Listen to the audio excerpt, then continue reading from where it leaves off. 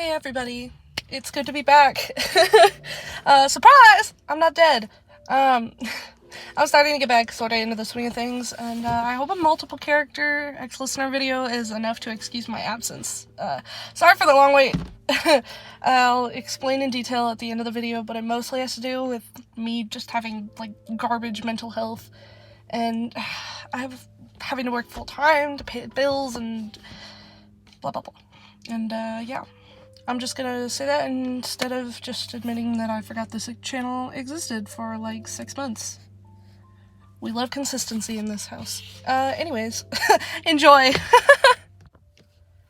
You and your boyfriend were relaxing in your dorm room. It was a Friday night, and the two of you had planned this movie night all week. You had been so excited to just relax and spend time with him. After Shinso had been transferred into Class 1A, despite what people might think, the two of you actually had less time to spend together since you were always moving for either hero training or schoolwork. It was a mess, really. The two of you were snuggled together, Shinso laying behind you as the two of you faced the screen. Despite his cold outward exterior, he actually really enjoyed kids' movies, and you loved it. Just as it was approaching your favorite song in the movie, the TV glitched and turned off. You let out a slight chuckle, turning your body to laugh at Shinso for laying on the remote. But when a loud boom sounded outside and the rest of the room's lights flickered off, you remembered the remote was nowhere near either of you. Letting out a shriek, your entire body clenched, and you covered your head with your hands. Your purple-haired boyfriend just simply looked around, and the pattering of the rain on the roof was suddenly audible now that the movie was turned off. "Baby?" he questioned softly, laying a gentle hand on your shoulder. "You're trembling. Are you okay?" "I'm fine," you said, letting out a trembling lie that neither of you believed. When he asked if it was the thunder, you gave a small nod, embarrassed tears beginning to pool in your eyes and run down your cheeks. "Why are you crying?" Shinso asked. "There's nothing to be ashamed of. Everyone's scared of something." He wrapped his arm around your waist, pulling you close to him so that you could feel his body heat. You lifted up your head so that he could slip his other arm under your neck to use as a pillow. After a few moments, he whispered gently, "Try to focus on your breathing, all right?" He took a deep breath, and you followed, trying to calm yourself down, but you couldn't help but flinch at the booms of thunder that sounded from the sky outside. At least you weren't shaking anymore. Crackles of lightning sounded from outside the window, and that was more than enough to have you turning around and burying your face into his chest. He let out a small laugh, holding you closer. "You're okay. I'm here." He began humming to you a song that you both knew. It was gentle and soothing, and soon you hadn't even noticed that you weren't flinching at the thunder outside. He gently brushed a stray hair from your face as he smiled. You had dozed off, and Shinso let out a small chuckle at his victory. Settling down, he pulled the blankets over the two of you and dozed off to sleep as well. The knock on his dorm door late at night was certainly a surprise to him. Izuku rubbed his eyes and moved to glance towards the door to make sure he wasn't imagining the sound. When he heard the knock again, he groaned, sitting up and stretching his arms with a tired, "I'm coming." His hair was messier than usual, and his eyes were blinking slowly, his mind still somewhat fuzzy from sleep. He reached for the door as a loud boom of thunder sounded overhead. It was certainly enough to make him wake up as he flinched. The rain was pattering outside harshly, and he took a deep breath to calm himself. He wasn't scared of thunder, but he was still startled by the sudden sound. He opened the door to look down at a trembling figure clutching themselves tightly from fear. "YN?" your green-haired boyfriend asked, rubbing his eyes. "We aren't allowed out of our dorms this late. What are you doing here?" Another boom of thunder sounded before you could answer. With a small squeak, you ran to him, throwing your arms around him and burying your face in his chest. Your trembling body had him shocked. "Whoa! Hey, what's wrong?" You nuzzled into him, starting to sniff as tears rolled down your cheeks. Without another word, he wrapped his arms around you tightly. "It's the thunder, isn't it?" he whispered gently to you. You nodded, clinging to him tightly. He glanced around in the hallway to make sure nobody had seen you, or either of you, he supposed, and he offered for you to come inside.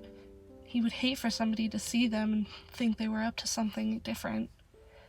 You let go of him, but he held your hand gently as you clung to his arm, nervously glancing at the window before looking at the ground. Izuku shut the door behind the two of you and led you over to his bed. He had you sit down, and he reached for the warmest blanket he had, wrapping it around your trembling body. He kissed your forehead, whispering, "There, you'll be nice and warm now." He gently lifted you into his arms, moving the two of you onto his bed. He had you gently resting in his lap, Deku's arms wrapped around you protectively. "It's okay. You're safe. I'm here to protect you." He kissed the top of your head as you leaned against his chest. With your head against him, the blanket around you snuffed out enough sound for you to faintly hear his heartbeat. You were able to slip off to sleep, Izuku holding you gently through the night.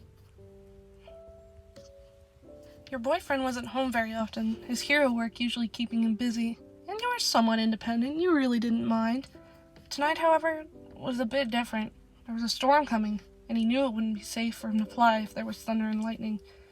You were in the apartment you two shared, and when the first crack of thunder sounded, you immediately clutched the necklace around your neck. It was a feather Kaigo had given you from his wings. You knew about the storm, and worry flowed through your body. You worried about Hawks, even though you knew he was smart enough to take proper precautions. Hearing another boom of thunder, you ran to the room the two of you shared, and quickly dove under the covers of your bed. The noise terrified you, and you clung to the feather tightly, as if it was going to protect you. Dread made your stomach turn and head pound with fear, and you barely heard the door open and someone rush into the room. "YN!" he called. Without another word, he rushed into the room and climbed into the bed next to you. He pulled you close to him and whispered, "It's the storm, isn't it?" A small nod from you gave him the answer. Oh, honey." Hawks turned you around and covered the two of you with one of his wings. "You were worried about me, weren't you? I'm here. I'm okay. I'm here," he whispered to you as you nuzzled your face into him. He smiled. The gentle rise and fall of his chest soothed you as Hawks gently ran his fingers through your hair with one hand and drew little circles on your upper back with the other. "I'm here now. I'm safe. You're safe. Nothing's gonna hurt you. I'll keep you safe." The two of you were studying. Well, more like you were studying and Bakugou was sleeping, seeing as it was already after 9 p.m. He didn't seem to mind. His snores were soft and his dorm was comfortable to hang out in. Your boyfriend had helped you study for an upcoming exam before heading to bed, claiming 8:30 at night was late, and he was tired. You didn't mind, was a little confused, but you told him you would be joining him later, as soon as you finished these problems. Just as you were about to finish and join him like you had promised, your desk light flickered off, and your phone stopped charging. The radio you had plugged in to listen to fizzed to an eerie silence. A flash of lightning flashed outside the window, now illuminating the rain that poured on the roof outside. Thunder rumbled from the sky, sending you scampering over to Katsuki's bed and basically throwing yourself next to him under the covers. "The hell, YN?" he grumbled in a half-awake stupor. "Can't bed like a normal damn person." He didn't seem so thrilled that you had woken him up. He rolled over to see you shaking and clinging to the bed covers, like they were going to protect you from everything. Without a word, Bakugou watched as you trembled and clenched your eyes shut with every boom of thunder or flash of lightning. A silent sigh escaped his lips before he moved close to you. He smelled of caramel and cinnamon, his embrace warm and comforting despite his next words. "Just hold still so I can go to sleep, dumbass." You nuzzled into him, knowing that this was just Bakugou being soft.